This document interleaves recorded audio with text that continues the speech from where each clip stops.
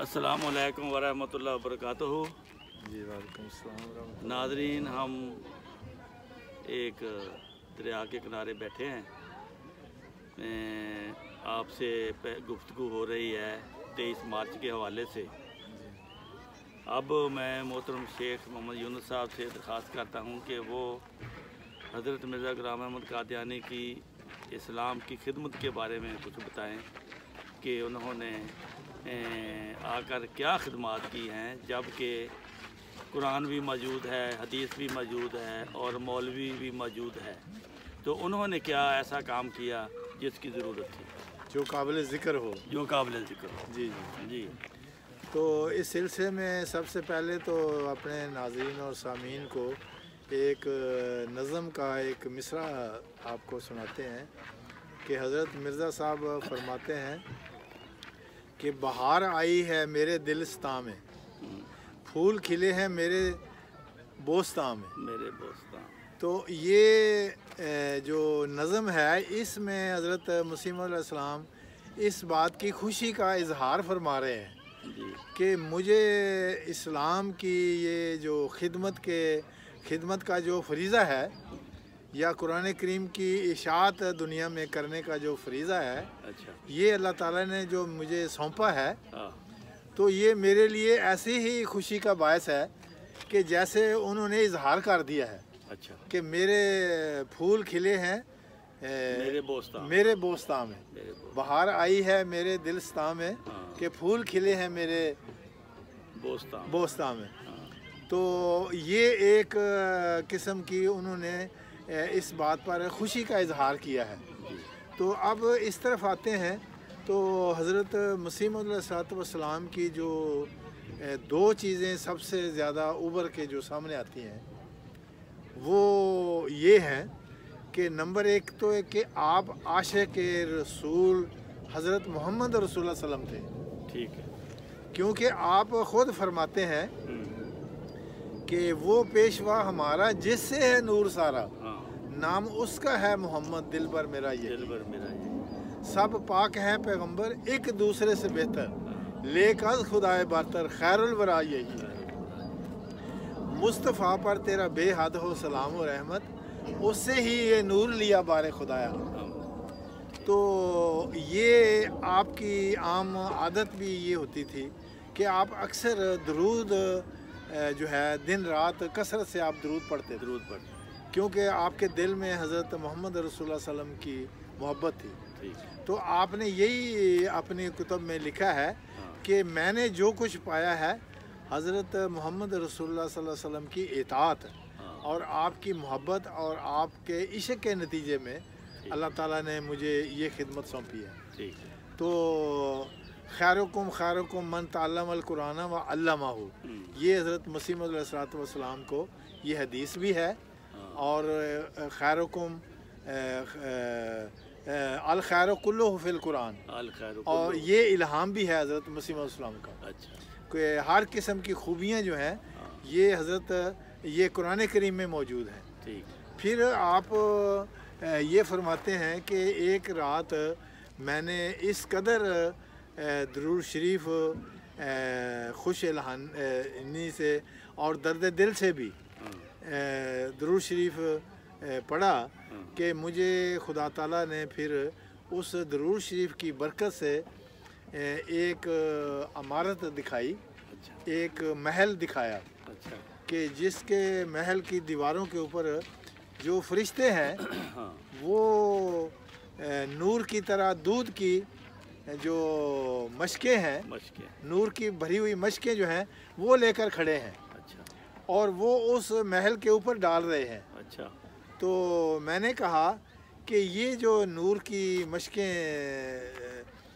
कहते हैं, कशफ में ही मैंने ये कहा कि ये जो नूर की मशकें हैं ये तुम ऊपर डाल रहे हो, ये आखिर क्यों है ऐसा? तो उन्होंने ये कहा कि हाजा मा सल्लैता अला मोहम्मद सल्लल्लाहु अलैहि वसल्लम, ये नूर की मशकें जो फरिश्ते इस तेरे मकान के ऊपर डाल रहे हैं ये इस वजह से है जो तू उनके ऊपर दरूद शरीफ रसूल पाक सल्लल्लाहु अलैहि वसल्लम पर दरूद शरीफ तू दिन रात पढ़ता है, उसका ये इफ्जाना है, ये इजहार मोहब्बत है। अच्छा, तो दूसरी एक कशफ का भी बयान आप फरमाते हैं कि एक दूसरे मौके पर मैंने जब दुरूद शरीफ कसरत से पढ़ा तो मैं एक नज़ारा मैंने देखा कि एक जगह पर कुछ लोग बुज़ुर्ग, एक मैदान है खुला, तो वहाँ कुछ लोग खड़े हैं जिसमें रसूल पाक सल्लल्लाहु अलैहि वसल्लम भी आके तशरीफ़ फरमा हुए हैं एक कुर्सी के ऊपर। हाँ जी, बैठ गए यहाँ पर के। तो ये आवाज़ आती है कि ये जो लोग यहाँ पर जमा हैं ये किसी मोही की तलाश में है।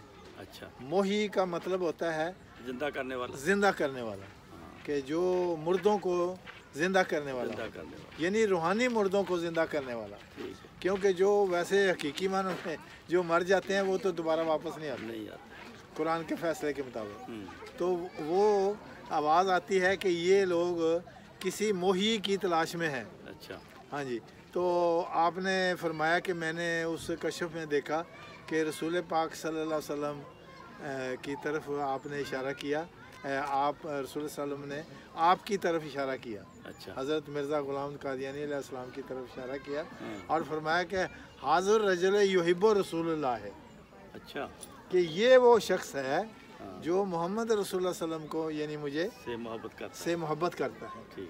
तो ये वाक़यात भी आपके सामने अर्ज़ करने का मकसद ये था कि जो भी खिदमात आपकी इस्लाम के लिए हैं, चूँकि बानी इस्लाम हज़रत मोहम्मद मुस्तफ़ा सल्लल्लाहु अलैहि वसल्लम थे, तो जिनके ज़रिए से तमाम दुनिया में इस्लाम का सूरज जो है वो तुलू हुआ और आपके फिर खुलफा के ज़रिए से आगे ये पैगाम जो है कुरान का सारी दुनिया में आगे पहुंचना था।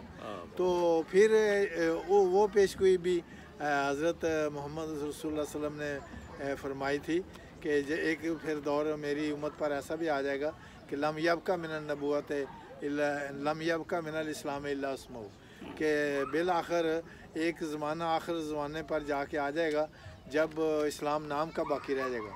लम यबका मिनल कुरान इल्ला रस्मुहु, और कुरान भी सिर्फ हरूफ बाकी रह जाएंगे, लोग उस पर अमल छोड़ देंगे।